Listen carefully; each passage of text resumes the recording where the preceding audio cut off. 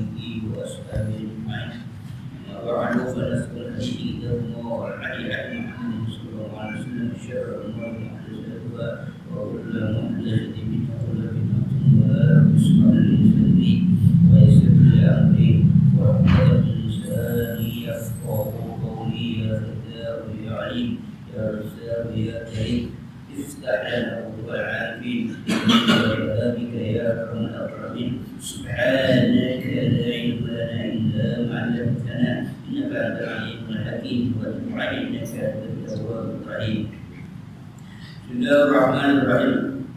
Qala al-mu'allif wa man kana nafa'ana bihi wa yuridu bihi fi al-kitab suratul Kautsar. Surah Al-Kautsar, surah yang ke-108.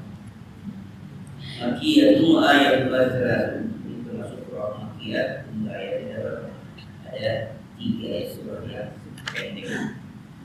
Baik di surah Suratul Kautsari Makkiyatun wa qad tahaddathat an fadlillahi al-'azim ala nabiyil karim bi'ata'ihi al-khair al-kathir wa ni'am kathirat wa ni'am al-'azimati fid dunya wal akhirah. Surah Kautsar adalah surah Makkiyah yang turun sebelum Rasulullah hijrah ke Mekah. Surah ini wafat terhadap berbicara menceritakan an-fadlillahil 'azim ala nabiyil karim, bercerita tentang karunia Allah Subhanahu wa taala yang agung kepada nabinya yang mulia, tentang karunia Allah kepada Nabi Muhammad sallallahu alaihi wasallam. Apa bentuk karunia itu? Bi'ata'il khairil katsir, dengan menganugerahkan kebaikan yang banyak, wa ni'amil 'azimati, dan nikmat-nikmat yang besar di dunia wal akhirah, yaitu di dunia dan di akhirat. Di ayat ini, surah ini bercerita apa nikmat di dunia dan di akhirat. Wa minha nahrul kautsar, di antara nikmat itu ada nahrul kautsar. Jadi yang berpendapat bahwa al-kautsar itu adalah nama sebuah sungai di mana surga, sungai Al-Kautsar. Apalagi wa ghairu dzalika min al-khairil 'azim min 'amimi, dan lain-lainnya lagi, masih banyak lagi dari kebaikan yang besar yang berlaku secara besar dan banyak. Apalagi wa qad ja'al rusul ila idamatis sholati wa naqlil hadith syukran lillah. Dan surah ini juga mengajak Rasulullah SAW ila idamatis sholat, yang nanti ayatnya wasolli, untuk mengidamkan sholat. Apalagi wanah adalah hadi dan menyembelih kurban syukran lillah, itu tanda syukur pada Allah Subhanahu wa ta'ala. Jadi yang namanya sholat bagi Rasulullah adalah syukur pada Allah Subhanahu wa Ta'ala. Bukan beban, bukan sesuatu yang memberatkan, bukan menjadi kewajiban yang menjadi beban kehidupan sehari-hari, tapi syukur pada Allah Subhanahu wa Ta'ala. Maka ketika beliau begitu bersemangatnya, begitu hatinya dalam beribadah sampai fisiknya itu diantaranya dari riwayat betisnya muka atau kakinya pecah-pecah. Saking lamanya beliau beribadah di waktu malam. Karena ibadahnya di waktu malam tidak tanggung-tanggung, itu satu rakaatnya sekitar 5 juz beliau baca dalam satu rakaat. Kita 5 juz ke 1 bulan. Ya, kalau terawih bisa tahu satu rakaat 5 juz. Berapa lama kita baca 5 juz? Sejam. Jam ada 5 juz. Berapa? 2 jam. Saya janji. Itu berdirinya doang. Belum rukunya mendekati sama seperti berdirinya, belum sujudnya. Kalau sujud lama, insya Allah kuat saya. Tapi kalau ruku lama, nyusuk. Kalau sujud lama, insya Allah, kenapa? Ya, bisa tiduran. Tapi kalau ruku lama, tapi Rasulullah kuat seperti itu, kemudian sampai fisik yang terluka, yang berubah sampai pecah-pecah. Jadi mengatakan kenapa korban ini padahal ghufira kama taqaddama dan bikumatrafa. Kau itu sudah diampuni dosanya yang lalu, karena tidak kenapa begitu beratnya maka sudah seperti ini. Apa jawab Rasulullah? Afala dari syukur. Enggak boleh kamu dengan bahwa bersyukur. Jadi ibadah sholat Rasulullah bersyukur. Bukan sesuatu yang beban atau memberatkan, tidak. Maka jadi qurratul ain. Qurratul ain itu menjadi kesenangan, kenikmatan. Rasulullah itu suatu nikmat. Pada manusia biasa seperti kita, terkadang ada ungkapan itu mungkin terdengar bagus, baik itu, karena dia orang yang takwa, tapi mengandung arti yang jelek sebenarnya. Contoh, udah sholat, udah. Kalau saya itu kalau udah sholat itu tenang. Kalau saya itu udah sholat itu tenang. Kalau sebenarnya bagus, berarti dia sudah melaksanakan ibadah sholat. Kalau saya itu udah sholat itu tenang. Nah, sempurna gitu. Itu kata-kata itu betul terdengar di telinga itu enak, cakep itu iya ya, berarti udah sholat gitu. Di sholat membawa tenang. Tapi secara hakikatnya itu suatu makna yang jelek. Apa yang jeleknya? Karena kalau dia sudah merasa tenang, merasa bebas, berarti dia sudah bebas dari kewajiban. Ibarat orang manggul, tanggulan atau pikul sudah apa? Sudah diletakkan, sudah dilepaskan, maka akan enteng. Kalau para sahabat setelah sholat itu malah sedih, malah berat. Kenapa? Aku sudah sholat zuhur, apakah usiaku, umurku sampai nanti pada sholat asar? Jadi malah takut. Sholat zuhur sudah, tapi rindu dia. Kalau aku sholat zuhur sudah selesai, umurku sampai nggak buat sholat asar. Jadi bukannya beban, apa? Kenikmatan. Jadi kangen gitu. Itulah dikatakan yang sab'atun yuzilluhum yawma la zilla illa zilluh. Ada 7 golongan yang memberikan naungan dia pada hari kiamat, naungan dengan Allah. Di antaranya wa rajulun qalbuhu alaqun bil masajid. Orang yang hatinya terpaut, gantung di masjid. Siapa itu? Marbun. Nah, di masjid Marbot ini mati dulu. Artinya itu tadi di masjid artinya rindu, dia kangen. Udah sholat zuhur, kapan saya sholat lagi? Jadi bukan beban. Kalau kita kan kalau contoh kita, saya itu kan ya kalau sholat zuhur udah asar aja. Kenapa? Karena sholat zuhur itu 2:30. Udah asar aja.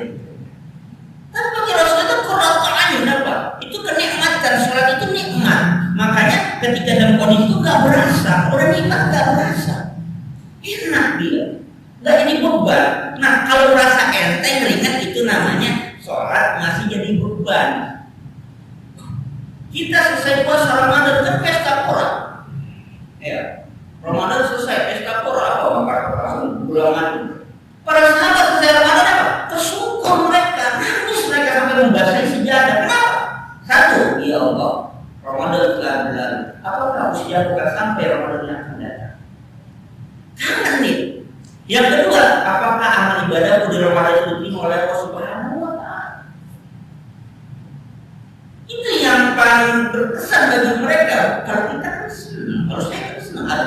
Udah nggak puasa lagi besok, alhamdulillah itu baru sudah dalam sudah senang gitu. Perasaan kita senang apa? Itu kan yang kenikmatan. Nah itulah maka dikatakan mudawamahnya surat Rasulullah itu syukran lillah, sebagai rasa syukur pada Allah Subhanahu wa Ta'ala, bukan jadi beban. Bukan jadi beban yang harus dilakukan rasanya berat.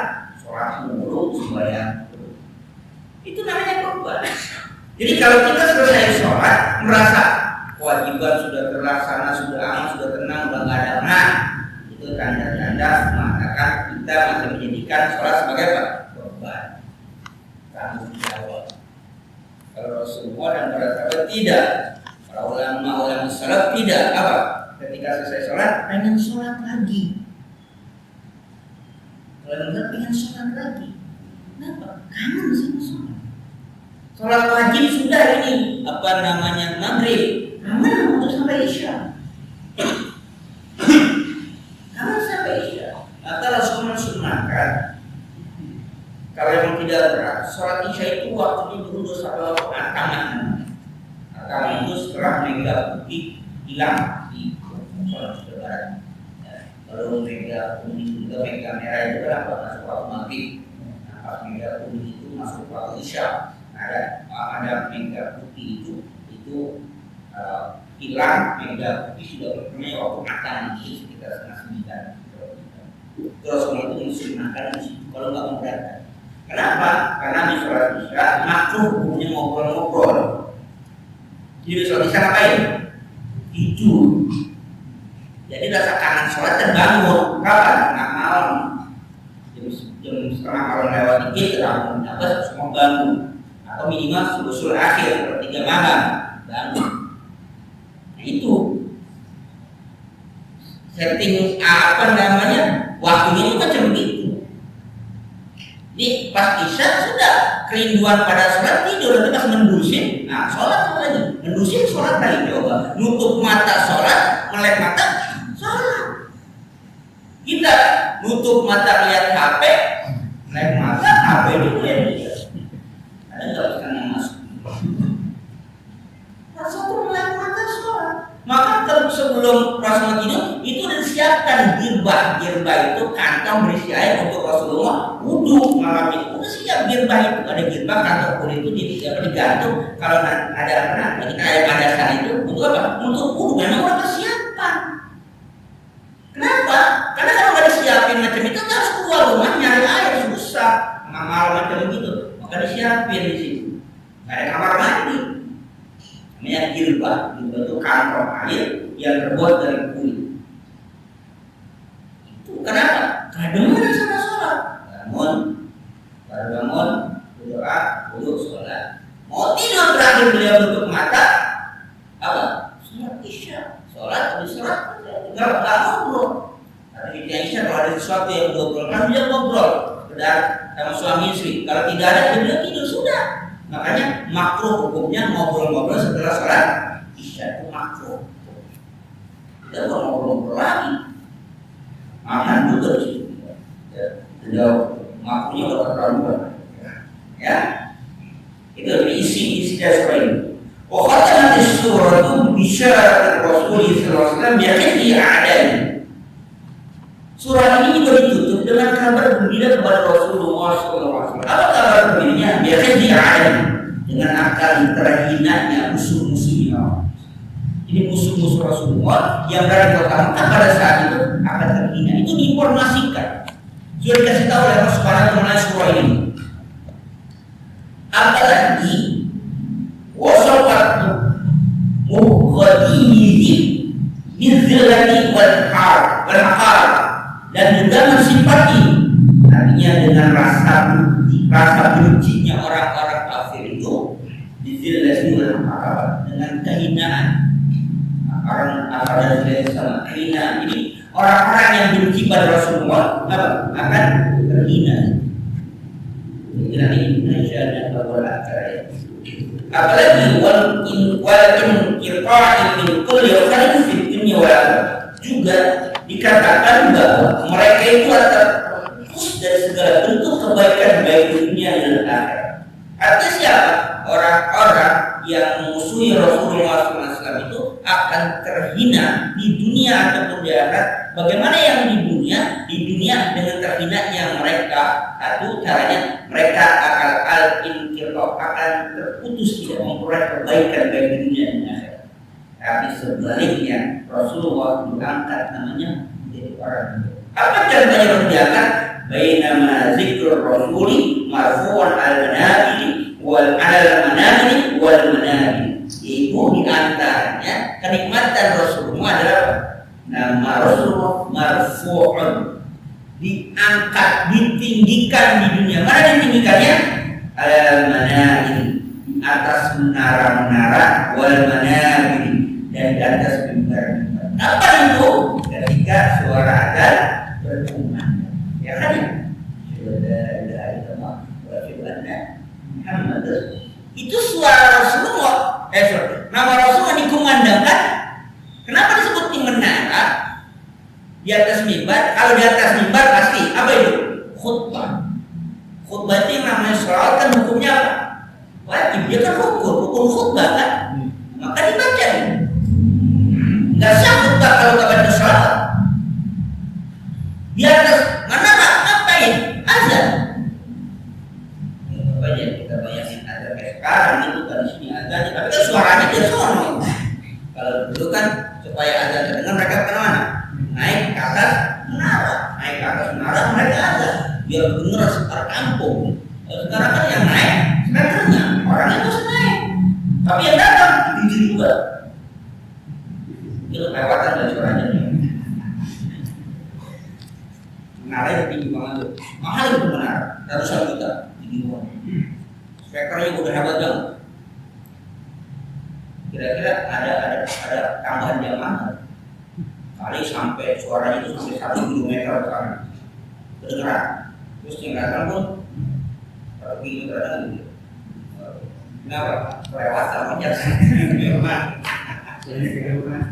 Suaranya tercari. Yang sekitar nggak kedengeran. Jadi menara disebutkan orang sudah terkenal. Dan itu bukan hanya sekali dua kali, dalam setiap hari atau 24 jam nama Rasulullah pasti disebutkan. Kan namanya azan kan terus saut-sautan kan. Perbedaan kita di Indonesia saja kan berapa per menit dalamnya kan yang sekian kan. Berarti azan itu berkumandang 24 jam selama di bumi 24 jam. Maka riwayatnya kalau azan itu terhenti, maka Ya'juj wal Ma'juj itu akan tembus dari dinding yang sudah ditutup oleh Allah Subhanahu wa taala. Jadi dia kalau bahasa kita riwayat terjemahan itu dia menggali. Jadi menggali itu setiap ada suara azan tertutup lagi. Dia gali lagi, tertutup lagi. Dia gali lagi, tertutup lagi. Maka kalau azan terhenti di muka bumi ini, maka kiamatlah. Kalau azan terhenti, kiamat. Hadis ini. Kenapa? Tadi Ya'juj wal Ma'juj. Dindingnya itu berarti sudah bisa ditembus. Kenapa? Karena azan itu nanti menutup ini. Dia gali ada azan tutup lagi. Dia gali ada tutup seperti itu. Maka azan nggak pernah berhenti. Termasuk juga iblis. Iblis itu makhluk Allah yang paling nggak dengar suara azan. Sudah iblis ya orang. Jadi nggak dengar suara azan itu. Kenapa? Kalau ada berkumandang, iblis itu sengaja kentutnya gede-gede. Dia lari ke kentut. Kenapa? Bagi dia dengan suara kentut lebih nikmat dibandingkan dengan suara azan. Maka kentutnya gede. Nah, azan berarti balik lagi. Komat lagi, ada komat lagi, balik lagi. Nah, ketika balik itulah yang menggoda manusia ketika sedang sholat. Kalau orang sholat dari lupa ingat. Yang dia lupa dari sholat apa? Ada pun juga ketemu sholat iya. Sholat. Kalau sudah sholat tapi berumah lagi. Apakah lupa apa ya? Sholat. Kalau lupa sholat, oh benar. Kenapa? Fasta'inu bisabri. Minta pertolongan dengan cara sabar dan sholat. Sholat berapa? Ya, adanya lebih di mana? Kalau di Belanda itu ada di mana? Itu adalah sholat.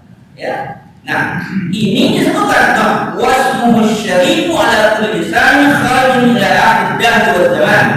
Dan namanya Quran Syarif, nama yang mulia itu ala kulli lisan. Setiap lisan akan mengucapkan itu. Senang atau tidak senang akan mengucapkan itu. Saya enggak bukan mazin. Saya enggak khatib deh. Kalau sholat enggak baca sholat. Tasyahud ada sholatnya nggak? Ada sholatnya plus. Iya kan? Ada sholat. Ketika tasyahud dan sholat, jadi apa? Nama Rasul pasti keluar dalam lisan setiap orang yang mengaku umat Islam pasti keluar. Walaupun dia bukan muadzin, walaupun dia bukan khatib, tapi ketika sholat pasti keluar nama Rasulullah Sallallahu Alaihi Wasallam. Saya nggak sholat, nggak nyebut nama Nabi. Ya silakan, tapi syahadat apa enggak? Syahadat dia. Kalau nggak syahadat dia bilang ada orang Islam atau bukan. Syahadat dia berarti keluar nama Rasulullah dan bisa. Keluar nama Rasulullah. Itulah Rasul. Jadi apa? Dalam surah ini Rasul itu dijadikan bahwa namanya akan ditinggikan oleh Allah Subhanahu wa Ta'ala. Akan disebutkan yang pada waktu beliau masih hidup di kota Makkah dihinakan, dicaci maki, bahkan disumpahi bahwa Rasul itu akan terputus, abtar, atau apa? Terputus, nggak punya keturunan, nggak akan ada orang yang ingat dia. Tidak, Allah janjikan dia seperti itu. Allah janjikan seperti itu. Bahwa Rasulullah tetap namanya akan digabungkan di tempat, bahkan keutamannya sampai nanti di akhirat. Bukan hanya itu diimani, tapi diucapkan secara terpaksa atau tidak mereka akan mengucapkan.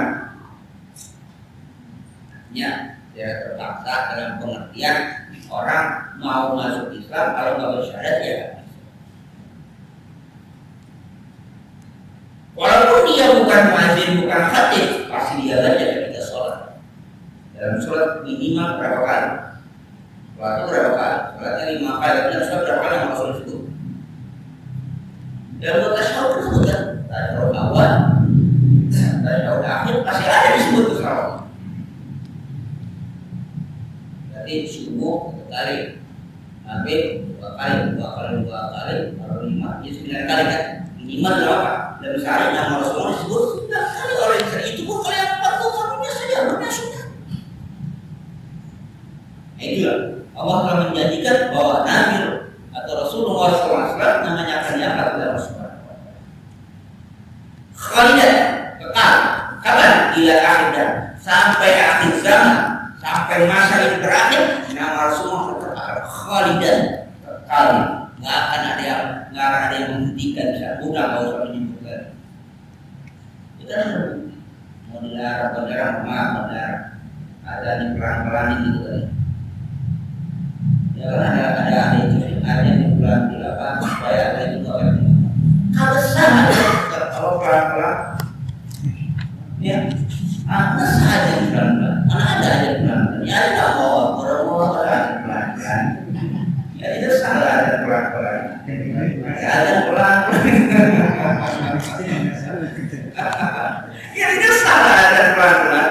Ada apa? Ya ada berkurang suara ada sampai pelan-pelan. Dari dulu juga begitu ada. Ya. Karena udah wahyu, melalui mimpi.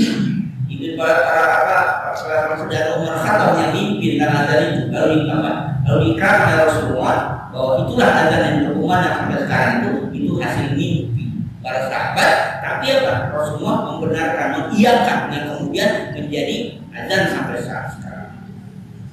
Halo, ini surah diartikan dari ibadah. Al-Kautsar artinya al-khairul katsir. Ini bahasa Kautsar itu al-khairul katsir, kebaikan yang banyak. Wa laghatun min al-kasrah. Ini sifat mubalaghah. Artinya kalau kasrah Dengan kasir juga, kasar itu banyak. Tapi kalau udah kausar banyak banget berarti. Kalau kasratun, kasiratun banyak.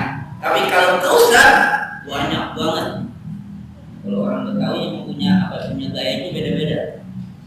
Orang Betawi ya. Orang Betawi itu intonasi itu bisa menunjukkan kualitas dari ucapan. Misalnya, kalau wujud aja, cuman di mana tuh di situ. Nah, misalnya kalau udah mau jauh, orang Betawi begitu. Kalau udah pakai kata mau, jauh. Sama. Kalau dia kembali ke marah, orang Sunda aing tuh. Saya mengikuti ini karena kakak bilang satu kilo masih berani jual. Satu kilo jalan. Gimana Pak? Dia itu sampai kakak dari ini begini naik dulu Pak.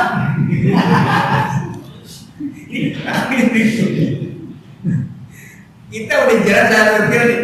Dari mana Pak? Kata aku begitu. Nah itu ini punya nanya belum ketemu juga dia lupa gitu kan, nanya lagi cakep dari itu kan 1 kilo masih cakep gitu. Orang lain bilang ya udah dekat mana tuh dekat tuh ya udah dekat mau masuk nanti jauh tuh ngomongnya dekat tapi mau masuk jauh tuh kamu juga dekat mau ya tuh. Nah, kalau bahasa Arab kausar itu banyak banget. Kalau kasir itu banyak. Kalau kausar banyak banget. Wal Arab tusamma kullu syai'in kathirin fil adad wal qadar wal qadar kausar.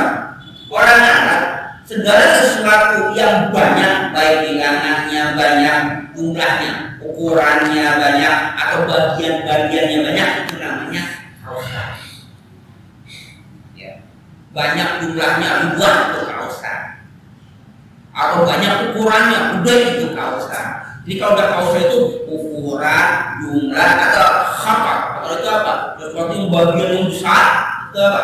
Disebut kausar. Jadi udah kausar itu udah banyak banget. Apa banyaknya segala macam? Mau banyak jumlahnya, mau banyak barangnya, mau banyak bentuknya. Atau penting kalau itu merah kausar. Nah, kalau ada wa anta kathir ya ibn Marwan tayyibun wa kana abuka bil aqaid kausar. Ini Ibnu Marwan apa anaknya ya apa itu kalau khalifah itu anta kathir ya ibn Marwan tayyib kebaikannya banyak. Tapi wa kana abuka bil aqaid tapi bapak kamu Ibnu Aqaid kausar apa? Lebih banyak nih kamu itu kebaikannya banyak. Ini apa? Ibnu Marwan. Tapi bapak kamu kausar. Nyebutnya begitu. Kamu itu kasih tayyib, tapi bapak kamu kausar. Artinya apa? Bapak kamu lebih banyak lagi. Ya, itu kalau kita belajar bahasa itu seperti itu. Nah, di tafsir ada tafsir bahasa. Jadi lihat tafsir dari sisi bahasa. Di antaranya yang paling ya, kalau sisi bahasa itu ya ada tafsir yang lain. Tapi kalau di sisi balaghah atau bahasa juga itu yang paling hebat yang bisa mewakili tafsir isi bahasa asranya itu tafsir al-Kasyaf dan Asy-Syarif. So, kalau dari bahasa itu zaman dari al-Kasyaf itu luar biasa. Jadi kita belajar bahasa. Cuma kalau baca tafsir al-Kasyaf dan Asy-Syarif dari bahasanya enak kita belajar. Cuma kagak enaknya dia ideologinya akidahnya Mu'tazilah. Enak nyambung kita Asy'ariyah. Jadi kalau baca bahasanya balaghahnya enak baca tafsir itu al-Kasyaf dan Asy-Syarif. Nah, tapi yang gak enaknya kalau kita juga nggak nyambungnya ya ideologinya atau ideologi atau kaumnya apa? Mu'tazilah. Kalau kita karena kita alirannya biasanya kalau untuk apa akidahnya ahli sunnah wal jamaah atau Asy'ariyah. Kita kan itu pakainya akidahnya Asy'ariyah, tasawufnya Al-Ghazaliyah, ya kan? Sudah itunya ada fikihnya, fikih Syafi'i. Itu memang sudah satu paket ini. Nah, tapi kalau kita main menyimpang belajar yang lain, kadang-kadang coba keder. Oh begini ya.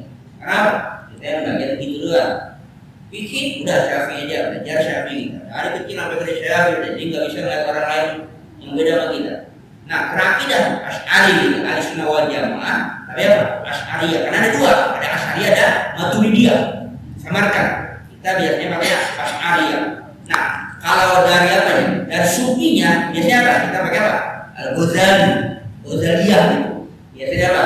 Sufinya itu. Maka namanya Ihya Ulumuddin banyak dipelajari. Itu biasanya apa? Satu jalur. Makanya baca Al-Kasyaf, tafsir macam itu. Dasarnya bagus. Cuma apa? Akidahnya beda dengan kita. Anak-anak apa? Kita nggak ngerti. Nah, itu Al-Kautsar. Nah, ada ayat, ada apa? Ada lafaz dimaksud wanhar. Inhar itu apa? Wanhar, inhar itu, anhar itu apa? Kalau kita katakan dia menyembelih, motong. Tapi an-nahru khasun bil ibil. Wa huwa mimman dzatiz zabih bil baqari wal ghanam. Sebenarnya nahar itu adalah khusus untuk ibil. Jadi kalau kata nahar itu berarti motong, memang yang dipotong apa? Ibil, otak ini istilahnya. Tapi wahwa biman zati zamir. Tapi di sini kalau zabah itu juga memotong juga. Ya, inhar itu. Nah, kalau kita hari nahar itu ada korban kan, potong. Inhar juga potong. Nah, tapi biasanya inhar itu digunakan untuk potong khusus apa? Khusus otak pakai kata-kata inhar, nahar. Tapi kalau zabah motong juga itu bisa unta, bisa kambing, bisa apa? Bisa sapi. Nah, oleh karena itu kata Mufassir, walaupun disebut kata-kata inhar di sini adalah orientasinya atau arahnya ke potong otak, tapi wahwa biman zilati. Posisi inhar itu sama dengan zabaha, maksudnya baik potong bil bakor, sapi, walaupun ataupun apa? Kambing. Jadi kambing, sapi biasanya menggunakan kata zabaha. Kalau otak pakai nahar. Tapi di sini kata Mufassir ini berlaku juga untuk korban sapi mau korban kambing pakai kata apa? Inhar. Nah, kata ghanam itu kata ghanam kita artinya apa ya? Kambing ya. Ada mati ya kambing, ghanamnya kambing. Itu maksudnya kambing. Kita kan suka oleh kambing semua. Arab beda. Kalau orang itu biasanya apa? Yang kita apa? Jawa. Kalau masih itu apa? Kambing Jawa. Jadi orang itu sebenarnya apa? Kalau kita jadi domba yang bulunya. Nah, kalau yang kita ada bulunya itu biasanya masih sebetulnya. Itu kambing Jawa ya. Yang nggak bulu, yang bulunya tinggi itu. Itu biasanya masih. Nah itulah bahasa Arab itu menggunakan seperti itu. Karena anak kita juga apapun ya, korma engkel, korma muda, korma semua itu dalam macam-macam dia. Tapi nggak usah bahwa kita ini miskin bahasa kita sama aja. Orang Arab juga kalau dilihat itu apa? Nakak itu nakil. Wabah. Kalau ini nakak kecil, bukan nakak kecil kita udah apa? Wabah kan ya. Kemudian kita apa namanya? Bori ya, bori. Kalau yang nggak gede nakal semua kan? Ini nakal, jelas. Kalau gede, ini fungsi. Sama lah, aku nggak ngerti. Ini kelapa kecil, kelapa kecil itu kelapa juga itu beda. Artinya apa? Ini korma mengkol, korma muda ini kan korma semua. Mereka nggak ada namanya. Dari mulai korma matang, korma mengkol, korma muda, korma kembang, macam-macam namanya. Itu bahasa mereka, kita nggak ngerti. Tapi mereka itu akan bahasa kita. Kita juga kan ngerti kabar. Ini ikan, karena ikan gabus. Bawaan ikan apa yang bawaan ikan? Kotoran. Kira lagi bocel. Kira lagi masih penuh. Harus ke rapat semua ya, karena kamu. Ya kalau kamu kan gedenya gabus, kecilan dikit, ada bocel, ada gabus, ada kocoran. Lagi tuh yang kecil lagi yang masih berbingung ada apa tuh? Yang merah itu ikan gabus tuh. Nah, dulu sekarang udah nggak ada kenal ya. Orang larang sekarang, coba gabus ini anak gabus. Gabusnya anak gabus. Itu artinya apa? Penggunaan bahasa berbeda. Ya.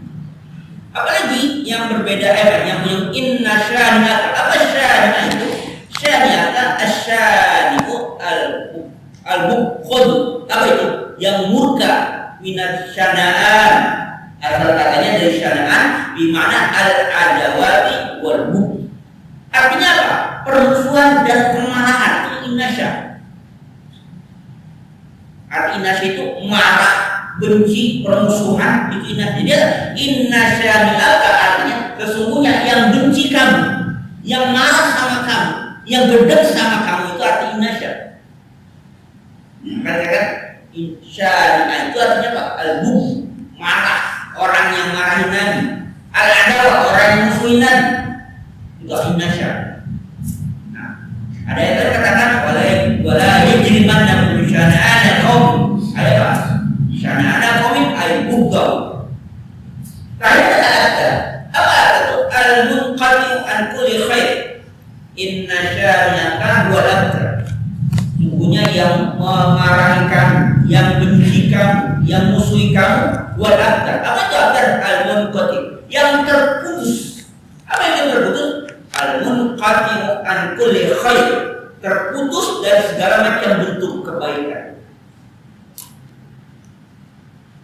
Pastikan orang yang musuhnya, yang memusuhi Rasul, orang yang benci sama Rasul, orang yang gedek sama Rasul, itu Allah sudah jamin buat abtar. Mereka akan terputus dari kebaikan.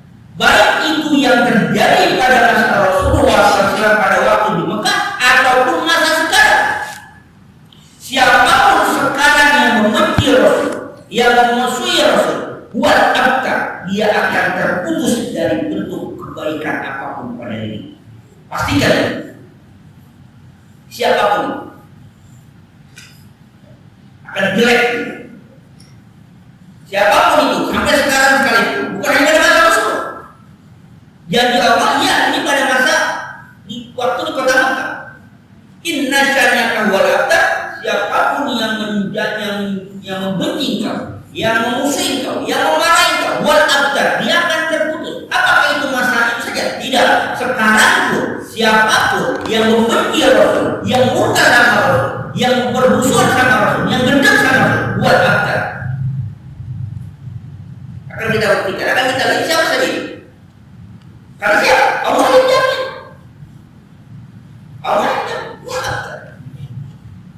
Walaupun nanti kita lihat ada asbabul nuzulnya. Kenapa ayat itu ada asbabul nuzul? Tapi dalam kaidah penafsiran pemahaman itu ada dua. Al-ibrah bi'umumil lafzi la bi-khususis sabab. Ibrah itu dipahami ibarat itu, hukum itu bi'umumil lafzi, dengan umumnya apa? La bi-khususis sabab, bukan karena ada sebab. Sebabnya terserah terjadi pada masa Rasul, tapi umumnya apa ini? Allah khitabkan inna syani'aka huwal abtar. Siapapun yang membenci kau, siapapun yang musuh kau, huwal abtar, dia akan terputus. Terputus dari apa? Al-munqatu ala kulli khair, putus dari segala bentuk kebaikan. Artinya dia tidak akan memperoleh kebaikan. Imma fid dunya atau fil akhirah. Baik kebaikan dunia atau dunia akhirat, tidak akan berbahagia. Akhir. Maka hati-hati. Jangan apa? Jangan melecehkan ayat Al-Quran melalui pelecehan kepada Rasulullah SAW. Rasul itu maaf, karena ayat Rasul itu makhluk itu. Rasulnya sudah wafat, ya. Beliau sudah wafat. Tapi juga kita bisa buka neraka kalau Rasul sudah wafat.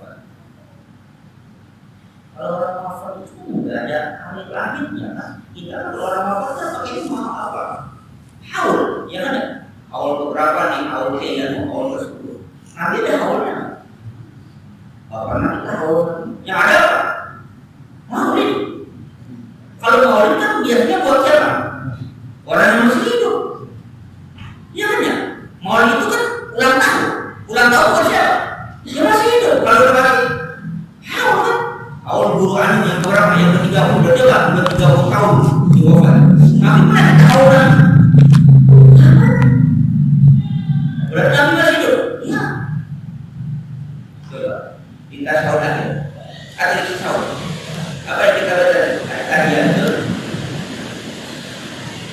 At-tahiyatu wa Assalamualaikum. Apa? Assalamualaikum ya ayuhan nabi. Ingat, Assalamualaikum ayuhan nabi. Selamat atas engkau. Siapa kau ini? Ayuhan nabi. Dia kan nabi kan? Kalau kita ngomong kau itu ada orangnya. Ada, dia mukhatab. Kalau nggak ada orangnya, maka ada berapa? Huwa, dia, nya, huwa, goim. Tapi kalau ada orang apa? Mukhatab. Assalamualaikum. Selamat atas engkau. Kau ini siapa? Ayuhan nabi. Nabi kita alaika. Berarti kalau kita alaika itu berarti apa? Ada orangnya. Itu nabi dah apa? Ada yang berani ganti Assalamualaikum. Nggak ada yang berani ganti Assalamualaikum ayuhan nabi. Karena itu mukhatab. Itu perintah. Baca tahiyat itu perintah. Kalau baca berjadi namanya kayak syair, itu udah pastilah itu namanya syair-syair. Tapi ini dalam tahiyat itu Rasulullah mengajarkan membaca tahiyat itu seperti mengajarkan membaca surah. Assalamualaikum. Selamat atas engkau. Kau ini siapa? Ayuhan nabi. Berarti nabinya ada. Kenapa? Kalau nggak ada maka mereka. Kalau nggak ada maka mereka. Kita harus sering baca itu. Assalamualaikum ayuhan nabi warahmatullahi wabarakatuh. Assalamualaikum wa ibadillah. Assalamualaikum baru nak kami kan? Baru nak kami. Wa ibad solihin dan asal orang apa? Orang apa? Orang yang ibad solihin hamba. Assalamualaikum wa ala hamba. Jadi kita itu ketika kita sholat doa kita kepada kita, kepada Rasul dan kepada ibadah solihin. Hamba-hamba apa yang soleh? Kan nggak ada. Dan nggak usah nggak usah demo, nggak usah protes.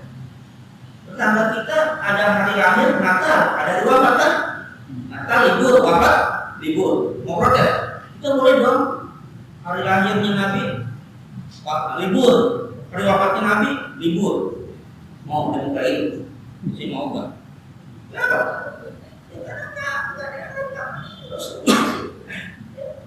Hidup ya. Nah, kata abtar itu minal bakro, al-qat asal katanya al-bakro, artinya al-qat terputus. Yuqalu batartu syai'at artinya dapat batratan qat adam. Batar qat qata'tu ya, qata'tu. Aku batartu aku putuskan, qata'tu aku putuskan. Nah, wasyai'u al-batil. Wasyai'ul batil. Syai' itu apa? Pedang itu batil. Apa? Al-qat apa ini? Memotong, memutuskan. Syai'ul batil. Syai'ul batil adalah syai'ul qatil. Pedang itu memutuskan. Wa yaqul ladzi la nasla lahu abtar. Lianahu in qata nasab. Nah, orang yang enggak alladzi la nasla lahu, orang yang enggak punya nasab, enggak punya keturunan disebut apa? Abtar. Kenapa? Dia nemu in kotoa karena dia terputus nasabnya. Jadi orang yang nggak keturunan disebut apa? Abtar. Nanti ada dua usul ini. Jadi Nabi itu dituduh sebagai abtar. Kenapa? Nabi bakalan terputus karena anak lakinya semua meninggal dunia. Maka kata abtar kayak Muhammad. Abtar Muhammad itu nggak putus. Kenapa? Ketika anak-anak Rasul meninggal, ini kasusnya ketika Qasim meninggal.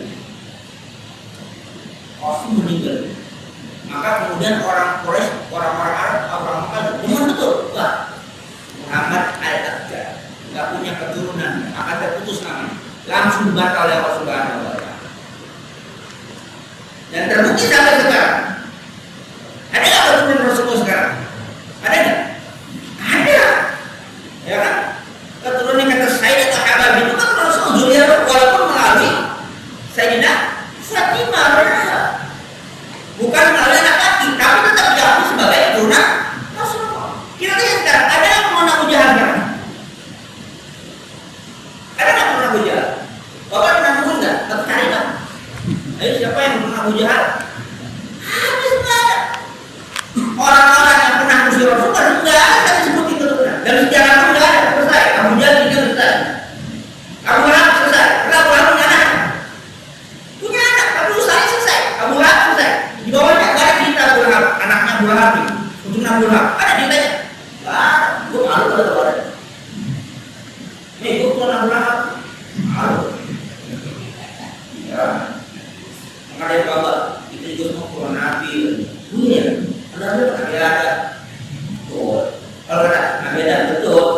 lihat Garjen apakah ini ketemu Rasulullah ketemu Abu Jahal. Ya kan Abu Jahal kan turun Nabi kan. Nira, kita juga Habib nih katanya. Apa turun Nabi? Nabi siapa? Nabi Adam alaihissalam. Ya, betul. Tapi ingat jalurnya lihat dulu. Ini jalur lengkap ke Nabi Muhammad. Ini Abu Jahal gitu. Yang mana turun Nabi jalurnya Abu Jahal. Nah, jadi kata-kata itu menunjukkan bahwa orang yang mengusir Rasul mengatakan Rasulullah itu aksa, nggak punya keturunan. Kenapa? Karena orang Arab membanggakan keturunannya laki-laki. Jadi nggak membanggakan kalau punya keturunan perempuan. Kalau ketika Rasul adalah mereka punya anak perempuan itu wajah mereka berwarna hitam, nggak senang, nggak demen. Maka itulah riwayatnya ada yang apa? Ada yang dikubur hidup. Kenapa? Perempuan itu cuma ngabisin nasi tuan, tidak membawa kehormatan keluarga, nggak bisa diajak perang, nggak bisa diajak dagang, itu bahasa mereka. Maka mereka nggak senang. Nah, oleh karena itu sudah dibantah oleh Allah Subhanahu Wa Taala, itu semua terbantah. Langsung wahyu yang turun bahwa Rasulullah yang mereka katakan tidak, bahkan dibalik oleh Allah Subhanahu Wa Taala, inna syani'aka huwal abtar, bahkan orang yang memiliki kamu itulah orang yang terpilih.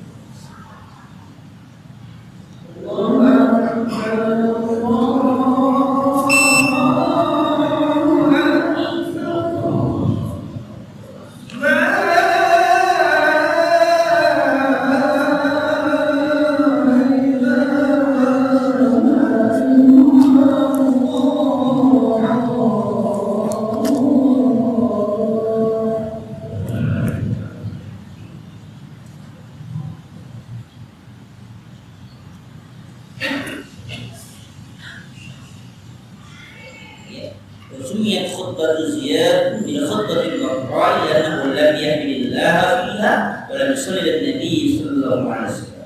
Khutbah dia disebut khutbah al-baqra, khutbah yang terputus. Kenapa? Dia lam yahmidillah, karena dia berkhutbah enggak ada alhamdulillahnya. Apalagi walam yusolli ala nabi karim sallallahu alaihi wasallam, dan juga enggak ada salawat. Jadi khutbah enggak ada hamdalah, enggak ada salat, namanya khutbah al-baqra, khutbah yang terputus, khutbahnya enggak nyambung, enggak dapat. Sama halnya dengan doa-doa. Doa juga al-baqra, kalau doa tidak didahului dengan apa? Dengan tahmid, tidak didahului dengan apa? Dengan sholawat. Itu doa yang baqra, doa yang terputus, enggak nyambung pada Allah Subhanahu wa taala. Maka khutbah dia itu al-khutbatul baqra, khutbah yang putus karena enggak ada tahmid, enggak ada sholawat.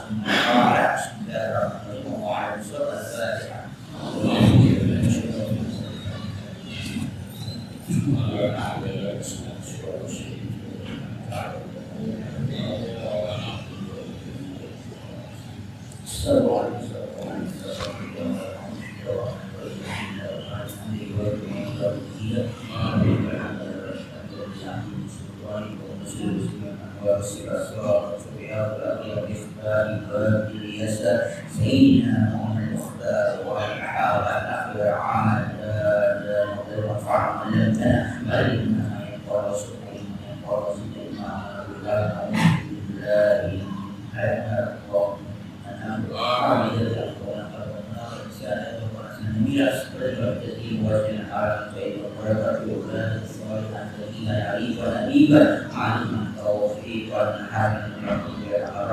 اللهم الحق حقا والباطل باطلا وارزقنا اللهم حل معلومة وتفرقنا من بعد ما سلمت من المحبة وسيلة واستعمل سنة الوسيلة وتوفنا لنا الوسيلة واسترنا في ثمرة النجاة واسم المبين نسأل الله منكم وما يقرب إلى عبدك مولى ربك إلينا من الباب فإن سمعت الذين إنك أنت سمعت إنك أنت رسول الله ورحمنا لنا وشرع محمد وآله وصحبه وسلم ونرد سيدنا ما يسيبه سبب المسلمين والحمد لله من قول